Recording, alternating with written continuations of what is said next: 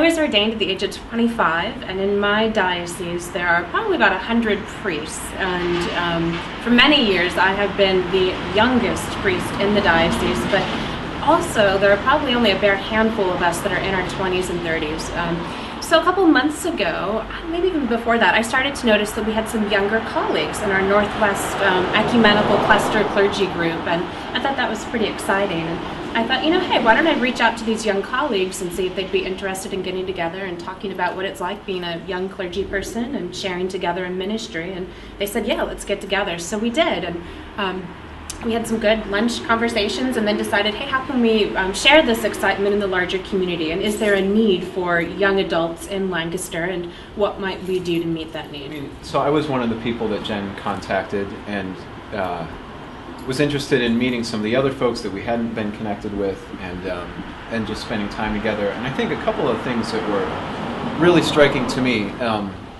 Well, one, in the first meeting we went around and said, well, so how old are you? How old are you?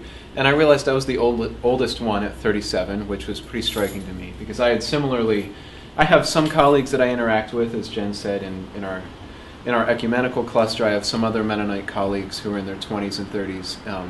But it's remarkable how routine it has been to walk in a room of colleagues and be the youngest one by 20, 30 years. And when I started doing volunteer work for the church in a serious way, maybe 10 years ago in my 20s, I thought, that's not surprising to me that I might be the youngest person in the room working on, our church council or something like that. But 10 years later, it gets sort of wearisome to still be the youngest one. So it's been really a treat.